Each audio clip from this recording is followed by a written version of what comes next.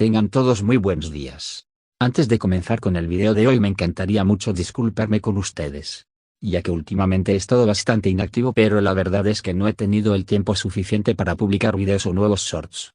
Y por una falla en mi computadora perdí los avances y los guiones de los videos en los que estaba trabajando. Y ahora que tengo un poco de tiempo libre me gustaría trabajar en un video relativamente sencillo pero que a su misma vez me parece que es bastante interesante, ya que analizaremos y veremos al que en mi opinión fue el mejor acorazado de toda la historia si nos referimos a servicio prestado. Al mencionar la frase mejor acorazado quizás algunos piensen en el japonés Yamato, en el alemán Bismarck, o en el estadounidense Missouri. Pero es mi deber informarles que esto no es así. El mejor acorazado del mundo ni siquiera era de los más grandes si nos referimos a desplazamiento, o a poder de fuego, sino que nos referimos al acorazado británico HMS Warspite. Para algunos quizás se les haga más conocido como la vieja dama, o el título original en inglés de Grand Old Lady. Para analizar y saber el por qué lo llamo el mejor acorazado del mundo, quédense y acompáñenme a revisar el historial y la vida operativa de este gran navío. Este acorazado fue el sexto buque hasta ese entonces en portar el nombre de Warspite bajo la bandera de la Royal Navy. La historia de nuestra Warspite comienza en el año de 1912, más en específico a mediados de octubre en el astillero de Devonport. Aquí se inició la construcción que terminó con la botadura en 1913 y la entrada en servicio del nuevo acorazado en marzo del año 1915. Warspite fue la segunda unidad de la clase Queen Elizabeth, los cuales fueron de los acorazados más grandes de la Primera Guerra Mundial. En sus primeros días desplazó un aproximado de 33.200 toneladas, las cuales eran impulsadas a una velocidad de 24 nudos por un conjunto de 24 calderas. Su autonomía le permitía recorrer un poco más de 9.000 kilómetros a 12 nudos de velocidad, algo que para la época era bastante impresionante. Pero uno de los puntos más fuertes de Warspite fue que fue diseñado para transportar 8 cañones Mark I de 381 milímetros. Estos cañones podían elevarse a 20 grados, dando así la posibilidad de alcanzar blancos a poco más de 21 kilómetros con proyectiles perforantes de 871 kilogramos.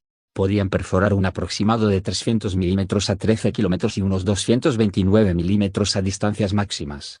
Esto antes de contar con nuevos y más eficientes proyectiles, pero eso es tema para más adelante. Estas fueron posiblemente una de las armas más confiables de toda la historia de los acorazados. Su batería secundaria incluía 14 cañones de 6 pulgadas y un par de cañones de 3 pulgadas, además de 4 tubos de torpedos de 533 milímetros. Para proteger al propio barco de armas de poder similar se le brindó una de las protecciones más elaboradas de este periodo de tiempo. La clase Queen Elizabeth contó con un cinturón principal con 330 milímetros de espesor, al igual que sus torres principales. Quizás uno de los puntos débiles de esta armadura era su cubierta blindada de apenas 3 pulgadas de espesor. Pero tomando en cuenta lo que se sabía en el momento en el que fueron diseñados, era un blindaje bastante impresionante, mucho mejor al de la clase Iron Duke que los precedían. La carrera de Warspite comenzó con el segundo escuadrón de batalla. Aunque al inicio de su carrera tuvo algunos inconvenientes, como el hecho de que quedó varada en el río Foyle, causando ligeros daños al casco que fueron reparados en un par de meses. Cuando este volvió al servicio se le asignó al quinto escuadrón de batalla junto a sus gemelos Queen Elizabeth, Malaya, Barham y Valiant, donde sufrió otro accidente ya que chocó contra el acorazado Barham, lo cual causó varios daños al casco del acorazado que afortunadamente fueron reparados hacia finales de diciembre de 1915. En los siguientes meses Warspite y el quinto escuadrón de batalla realizaron patrullas y ejercicios de rutina. Pero después de los ataques alemanes a algunas ciudades costeras inglesas, el quinto escuadrón de batalla fue asignado temporalmente junto al escuadrón de cruceros de batalla del almirante David Beatty. Esto debido a que los Queen Elizabeth eran relativamente rápidos a comparación de los acorazados contemporáneos que apenas podían alcanzar 21 nudos. Por lo cual los Queen Elizabeth fueron un refuerzo temporal bastante agradable. Así que a finales de mayo de 1916 esta fuerza se hizo a la mar para participar en la batalla de Jutlandia. Esta batalla enfrentó a un aproximado de 250 buques de guerra, contando con la participación de más de 30 acorazados. Warspite comenzó la batalla en la retaguardia de la formación. Durante este suceso intercambió fuego tanto con los cruceros de batalla del almirante Hipper como con la flota de alta mar del almirante Scheer. Se cree que Warspite acertó con un aproximado de 3 proyectiles de 15 pulgadas en el acorazado alemán Markgraf sin causarle muchos daños. Cuando los cruceros de batalla británicos hicieron un giro para movilizarse hacia el cuerpo principal de la flota británica, Warspite sufrió una situación bastante grave, puesto que fue alcanzado por un proyectil que atoró sus timones mientras este realizaba un viraje para evitar una colisión con los acorazados Barham y Valiant. Debido a esta situación fue alcanzado por un aproximado de 13 proyectiles de gran calibre que le causaron daños bastante variados. Pero sin que fuera la intención del capitán ni de su conocimiento, estos giros salvaron al crucero acorazado Defense, ya que la situación del acorazado llamó más la atención alemana, permitiendo así que Defense lograra sobrevivir unos momentos más. Se dice que los marineros del crucero pensaron que los movimientos de Warspite fueron intencionales y algunos le tomaron cariño a este mismo. Debido a los daños se le ordenó retirarse del combate en la tarde del 31 de mayo de 1916. Durante este trayecto fue atacada por un submarino, pero aún así logró llegar sin mayores inconvenientes en la mañana del 1 de junio al astillero en Rosyth.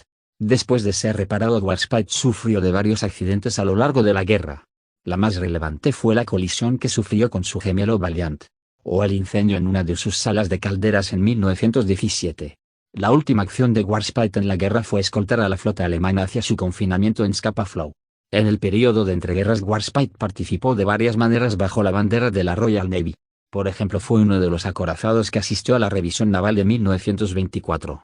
Y entró a una modernización en el año de 1925 pasando por varios cambios, como por ejemplo el reemplazo de sus viejos cañones de 3 pulgadas por modelos más recientes de 4 pulgadas. También vio la instalación de una mejor protuberancia antitorpedos y sus 2 embudos fueron reemplazados por un único embudo. Warspite chocó con una roca en el Egeo en 1927 sin requerir mayores reparaciones.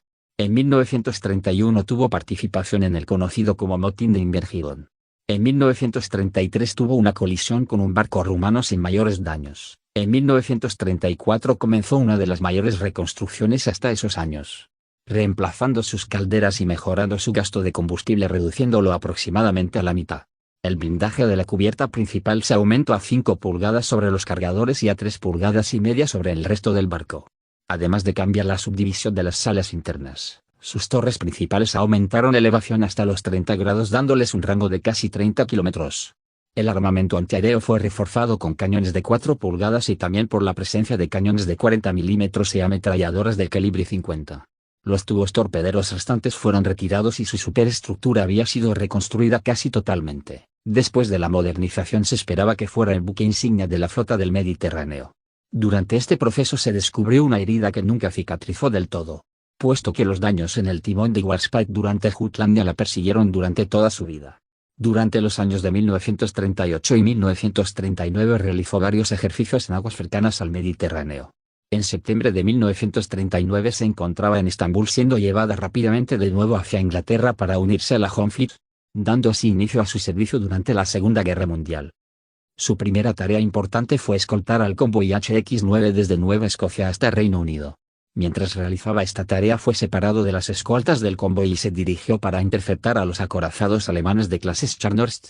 Estos acababan de hundir un mercante armado cerca de las Islas Feroe sin llegar a tener un contacto entre ambas fuerzas. En abril de 1940 se encontraba en camino hacia el Mediterráneo nuevamente, pero este cambió de rumbo cuando se decidió reincorporar en la Home Fleet, llegando a Reino Unido de nuevo aproximadamente el 10 de abril con destino hacia Narvik. Aquí Warspite, acompañado de 9 destructores, participó en la segunda batalla naval de Narvik contra una fuerza de 8 destructores alemanes. Aquí uno de los hidroaviones de Warspite hundieron al submarino U-64, siendo así el primer caso de un submarino hundido por aviación en toda la guerra. Durante el combate se le atribuyó el hundimiento del destructor Z-13 y también el daño a los destructores Z-12 y Z-17. Después de la batalla permaneció un tiempo en aguas noruegas para finalmente regresar a Scapa Flow y posteriormente a partir de nuevo hacia el Mediterráneo. Más específicamente hacia el puerto de Alejandría, donde llegó el 10 de junio de 1940. El 7 de julio una fuerza compuesta por 3 acorazados, un portaaviones, 5 cruceros y un aproximado de 15 destructores bajo el mando del almirante Conidam zarparon para escoltar convoyes provenientes de Malta. A su vez entablaron un combate con fuerzas italianas que escoltaban un convoy hacia Trípoli, lo que terminó desarrollándose en la conocida Batalla de Calabria, referida en algunas fuentes como la Batalla de Punta Estilo. Aquí se enfrentaron a una fuerza italiana formada por 2 acorazados, 6 cruceros pesados y 8 cruceros ligeros acompañados de 16 destructores. Inicialmente los cruceros británicos que iban por delante fueron rápidamente superados por los cruceros italianos, por lo cual el almirante Conyngham tomó la decisión de separar a Warspite de Malaya y Royal Sovereign para apoyar a sus cruceros. Simultáneamente los cruceros italianos maniobraron lanzando una cortina de humo. Mientras tanto el Warspite se enfrentaba a los acorazados italianos Julio César y Conte di Cavour a una distancia aproximada de 26 kilómetros. En el siguiente intercambio de disparos Warspite logró acertar con un proyectil de 15 pulgadas en el acorazado italiano Julio César a una distancia aproximada de 24.200 metros, siendo uno de los impactos de artillería más largos de la historia naval y de hecho el impacto más largo jamás efectuado entre dos acorazados en movimiento. El impacto como tal fue bastante problemático para los italianos ya que los daños resultantes obligaron a 4 calderas del Julio César a apagarse reduciendo su velocidad hasta los 18 nudos. Por lo cual el almirante campeón y consciente de que se encontraría en una inferioridad numérica dentro de poco tiempo ordenó la retirada y los acorazados Malaya y Royal Sovereign no pudieron llegar a tiempo para la acción. La fuerza regresó a Alejandría el 13 de julio de 1940.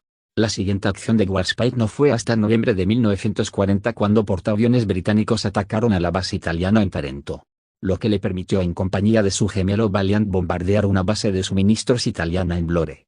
Los italianos se movilizaron en mayo de 1941 en un intento de apoyar la invasión de los Balcanes, esto mediante el ataque a los convoyes británicos usando un acorazado, 6 cruceros pesados, 2 cruceros ligeros y 13 destructores. Fue por esta razón por la cual el almirante Conyngham salió de Alejandría el 27 de marzo usando nuevamente el acorazado Warspite como su buque insignia. Acompañando a Warspite estaban sus gemelos Barham y Valiant. El portaaviones formidable, 7 cruceros ligeros y 17 destructores. Durante el combate conocido popularmente como la Batalla del Cabo Matapan, los cruceros pesados italianos fueron atacados y el crucero Pola fue paralizado. A esto sus compañeros Farah y Fiume junto a 2 destructores se quedaron junto a él en un intento de prestar apoyo.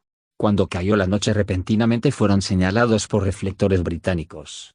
En una rápida acción los acorazados Barham Valiant y el propio Warspite los sorprendieron a corta distancia disparando todo lo que tenían contra ellos, dándole una paliza a los italianos sin que pudieran reaccionar, pero para este punto la mayoría del grupo de la Regia Marina se había retirado, por lo cual los británicos habían ganado la batalla del Cabo Matapan. Tiempo después los mismos acorazados intentaron bombardear el puerto de Trípoli pero no resultó tan efectivo como se esperaba. Warspite también participó en la conocida como Batalla de Creta sirviendo como una batería antiaérea flotante, hasta que el 22 de mayo fue alcanzado por una bomba que acabó con la vida de 38 tripulantes, a la vez que afectó bastante a sus baterías secundarias de 4 y 6 pulgadas. Estos daños no pudieron ser reparados en su totalidad en el puerto de Alejandría, por lo cual se tomó una decisión algo criticada a lo largo de la historia, ya que el acorazado Warspite, que en ese momento era parte de una nación beligerante en la guerra, se dirigió al astillero en Bremerton ubicado en Estados Unidos. En teoría debería ser un puerto neutral y no debería poder reparar o suministrar a Warspite nuevamente. Mucho se ha discutido acerca de esto. Algunos lo tachan como un crimen de guerra y otros sencillamente como uno de los tantos fallos cometidos por las naciones. Pero independientemente de eso, Warspite salió de Alejandría a inicios de junio de 1941 pasando por otras bases en su camino hacia la costa oeste. Por mencionar algunas, atravesó el canal de Suez y pasó por la base de Ceylan, la base de Manila, llegando hacia Pearl Harbor, llegando a Bremerton aproximadamente a mediados de agosto de 1941, reemplazando sus armas dañadas de 4 y 6 pulgadas y reparando el agujero causado por la bomba. Se le suministraron nuevas armas antiaéreas y un pequeño cambio a su superestructura, pero también se le dotó de un nuevo radar de superficie, del cual lamentablemente no pude conseguir mucha información del modelo en específico. Pero tengo mis sospechas de que esto hubiera sido uno del tipo 273 más que nada porque este comenzó a ser utilizado por la Marina en el propio año de 1941. Aunque esto no es algo confirmado y bien puedo estarme equivocando. Durante su estadía en puertos estadounidenses se produjo el ataque japonés hacia Pearl Harbor, lo cual colocó a Warspite en un estado de alerta, ya que en caso de que los japoneses decidieran atacar zonas más alejadas era prácticamente el único barco en capacidades de presentar resistencia. Pero afortunadamente no fue necesario. Así que después de realizar algunas pruebas emprendió su viaje hacia Sydney, llegando con la flota del este en Triconville en marzo de 1942. No hay duda de que cuando la anciana se levanta la falda puede correr. Y es de ahí que en muchos sitios se les refiere como la gran anciana o la vieja dama de hierro en honor a lo dicho por el almirante Conyngham en esa noche. Después de eso y en compañía de Valiant apoyo a las fuerzas británicas en el estrecho de Messina y en el desembarco de Salermo. Tiempo después el gobierno italiano firmó un armisticio y debido a las negociaciones la marina de guerra italiana debía ser contenida en puertos aliados. Algo bastante similar a lo que había sufrido años antes la flota de alta mar alemana después de la finalización de la Primera Guerra Mundial. Bajo estas operaciones escoltó a las naves italianas hacia Malta. Entre las naves que este escoltó podemos remarcar a los acorazados Vittorio Veneto, Italia, y a su anterior rival en un duelo artillero Julio César. Si bien Italia se había rendido, algunas tropas alemanas habían establecido posiciones defensivas bastante problemáticas, por lo cual Warspite se había separado para apoyar los ataques contra estas posiciones. Por ejemplo, bombardeó un depósito de municiones y suministros cerca de Alta Villa Salentina. Unos días más tarde, en las primeras horas, fue atacada por la Fuerza Aérea Alemana. Se usaron las bombas guiadas Fritz X, que para ese momento ya habían hundido con un único impacto a un acorazado italiano de clase Littorio. Pero Warspite es un caso distinto, ya que los alemanes lograron un impacto directo y un fallo cercano que causaron daños considerables. Causaron 9 pérdidas en su tripulación. Si bien los daños le impedían avanzar bajo sus propios medios, esta se mantenía a flote, por lo cual fue remolcada hacia Malta, siendo una operación bastante difícil, ya que en cierto momento todos los amarres se rompieron y esta comenzó a flotar a la deriva, aunque finalmente llegó a Malta a mediados de septiembre de 1943. Realizándole reparaciones de emergencia para poder ser remolcada posteriormente hacia el astillero de Rosyth. Aquí reveló una nueva cicatriz, ya que no pudo ser reparada en su totalidad, por lo cual el agujero dejado por la bomba fue cubierto por un cajón de hormigón. La torreta X nunca más volvió a estar operativa, por lo cual de ahora en adelante contaría con únicamente 6 cañones de 15 pulgadas. Su siguiente acción fue durante el desembarco en las costas francesas. En específico se destacó por ser el primer gran buque aliado en disparar contra posiciones alemanas en la playa Sword. Durante esta operación realizó un total de 300 disparos, teniendo que regresar a Portsmouth para obtener un nuevo suministro de proyectiles. Luego apoyó a las fuerzas estadounidenses en las playas Utah y Gold. Tuvo que regresar a Portsmouth por una nueva carga de proyectiles, aunque aquí se descubrió que sus armas ya estaban bastante desgastadas, por lo cual tuvo que cruzar el estrecho de Dover para dirigirse a Rosyth para un recambio de cañones. Traslado durante el cual chocó con una mina, pero logró llegar a puerto para ser reparado. Para este punto de su vida Warspite ya estaba bastante dañada. Solo 3 de sus ejes continuaban en funcionamiento, por lo cual apenas podría alcanzar una velocidad de 15 nudos. Y con solo 6 cañones únicamente podría cumplir roles de bombardeo. Participó en la batalla de Brest disparando contra posiciones enemigas en la zona de Conquety Point Saint Matthew. Una de sus últimas acciones durante la guerra fue el apoyo en la liberación del puerto de Amberes por parte de fuerzas anglo-canadienses. El 1 de noviembre de 1944 la Gran Anciana disparó por última vez sus cañones contra posiciones enemigas en la isla de Walcheren. Después de la guerra, lamentablemente, los intentos de convertirla en un buque museo fracasaron. Fue aprobada para ser desmantelada en el año de 1946, por lo cual salió del puerto de Spithead para dirigirse hacia Portsmouth para ser desmantelada. Pero el destino le tenía una última travesía reservada a Warspite, ya que durante el traslado hacia el puerto encontraron una fuerte tormenta, por lo cual los remolcadores perdieron el agarre. Warspite quedó a la deriva, por lo cual quedó encallada en Mount Mopus Lege. Hubieron varios intentos para reflotarla, aunque el daño al casco hizo que fuera casi imposible de reflotarla.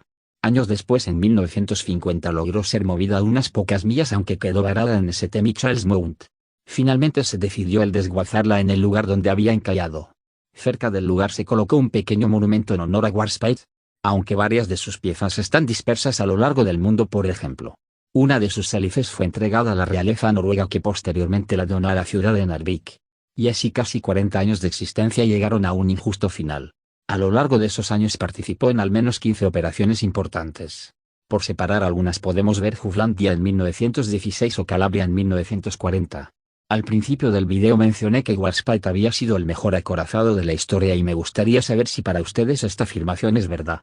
Recordándoles que me basé en su historial de servicio, ya que en casi todo escenario donde se necesitará un cañón pesado estuvo ahí, resistiendo proyectiles enemigos, bombas e incluso bombas guiados que ya habían acabado con un acorazado muchísimo más grande y moderno. Pero a pesar de eso, la Gran Anciana se mantuvo en pie. Para algunas personas el caso de Warspite es el claro ejemplo de para qué son construidos los acorazados.